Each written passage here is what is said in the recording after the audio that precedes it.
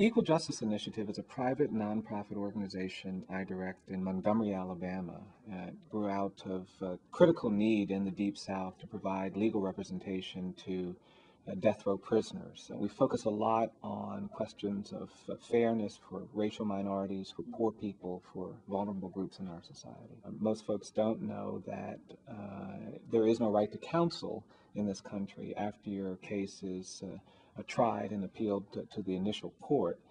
We have a review system that has been crucial in preventing wrongful convictions, but you can only access that system if you have a lawyer, and most poor people on death row can't afford one. And so I teach a clinic where we prepare our students to do work on death penalty cases, and then we go to Alabama and we spend 2 months investigating cases, interviewing clients, working with witnesses, preparing petitions that we then file in the hope that we can overturn a wrongful conviction or sentence. Our students have to be prepared to not only come up with good evidence and good arguments, but they've got to kind of overcome this institutional reluctance to actually address the problems of wrongful conviction, unfair sentences, bias, discrimination, all those things that are inherent in these cases. You cannot become the kind of advocate that I think a lot of our students come to NYU to be unless you have some exposure to real problems. And I'm very interested in getting students to think about working in underserved communities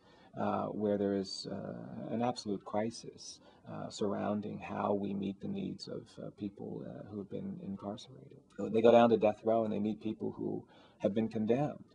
They go into households or families where people are really struggling and suffering and are trying to manage generations of poverty and dysfunction.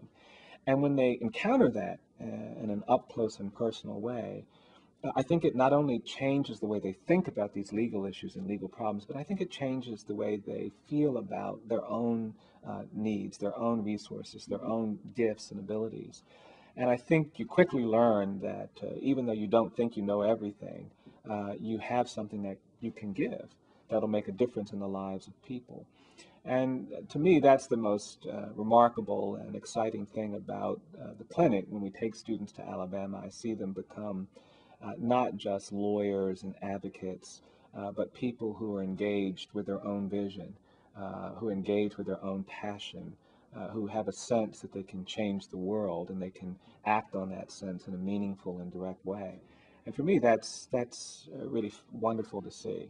I think it can be really empowering to position yourself someplace where there's a lot of hopelessness and actually be a witness for something hopeful and actually say, we're going to try to do something.